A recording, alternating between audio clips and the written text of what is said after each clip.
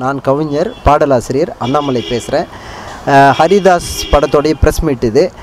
ஹரிதாஸ் படத்தை பொறுத்த வரைக்கும் என்னென்னா, எனக்கு என்னுடைய பாடல் பயணத்தில் இந்த படம் ஒரு முக்கியமான படமாக இருக்கும் அப்படின்னு நான் நம்புகிறேன். ஏன்னா இந்த படத்தில் மொத்த பாடல்களையும் நான் எழுதியிருக்கிறேன். இன்றைக்கி போட்டி மிகுந்த பாடல் சூழ்நிலையில் ஒரு கவிஞருக்கு எல்லா பாடல்களையும் நம்பி ஒரு இயக்குனர் எழுத சொல்வதுங்கிறது ஒரு அரிதான விஷயமாகிட்டு இருக்குது. இதுக்கு முன்னாடி நான் இந்த இயக்குனர் GNR குமரவேலன் அவர்களுக்கு நினைத்தாலே இன்னைக்குன்ட்டு ஒரு படத்தில் 3 பாட்டு எழுதினேன். பன்னாரஸ் பட்டு கட்டி, ஏம்பேர் முல்லா, நண்பனை பார்த்த தேதி மட்டும், எல்லாமே பெரிய ஹிட் சாங்ஸு.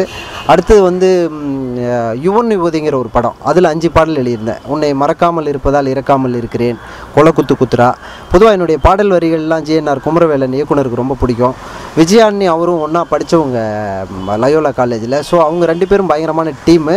அந்த டீமில் நான் இருக்கிறனால இந்த படத்தில் மொத்த பாட்டும் அண்ணாமலை சார் எழுதினா நல்லாயிருக்கும் அப்படின்னு சொல்லி 2 பேரும் ஃபீல் பண்ணாங்க, நம்பி இந்த வாய்ப்பை தந்தாங்க. இதில் மொத்தம் 4 பாட்டு இந்த படத்தில். 4 பாட்டுமே ரொம்ப அருமையான பாடல், 4 திசை அப்படின்னு கூட சொல்லலாம்.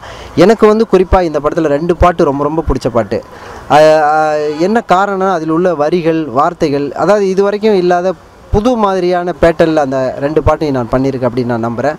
ஒரு பாட்டு போலீஸ்கானான்ட்டு, போலீஸ்காரங்க வாழ்க்கையை சொல்கிற பாட்டு.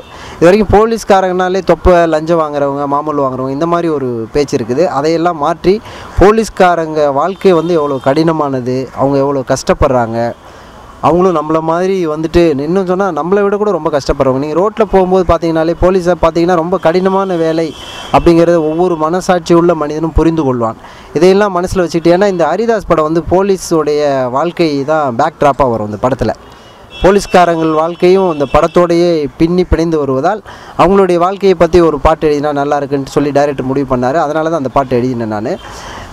இந்த பாட்டு ரொம்ப எனக்கு பிடிச்ச பாட்டு. அதாவது உச்சி வெயில் ரோட்டில் கருவாடாக காயிரும், தொப்பிக்குள்ளே வேர்வையில் தொப்பறையாக நனையிறோம், என்ன வாழ்க்கை வாடுறோம் நாங்கள், என்னத்துக்கு வாடுறோம், போலீஸ்காரன் வாழ்க்கைக்குள்ளே போனால் வண்டி வண்டியாக கொட்டுதுரா கானா அப்படின்னு தொடங்கும்.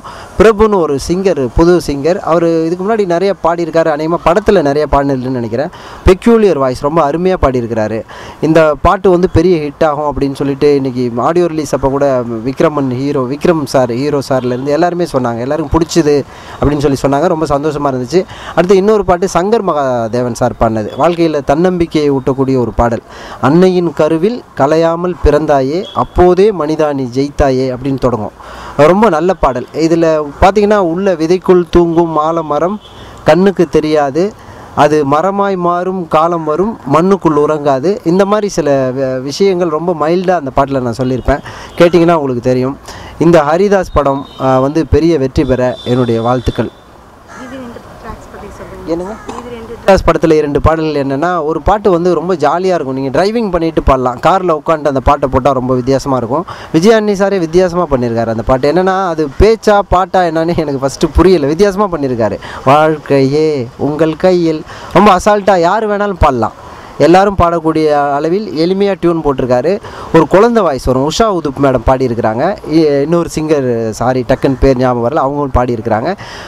ரொம்ப நல்ல பாட்டு அந்த பாட்டு. அதில் என்னென்னா, ABCD ஒப்பந்தாடி, ஏறி நின்னா மொட்டை மாடி, வானம் வரையில் படிகள் இருக்குது, வாழ நினைத்தால் வழிகள் இருக்குது, உலக அழகி உனக்கு ஜோடி, கண்ணை மூடி கனவு காணு கண்ணை மூடி.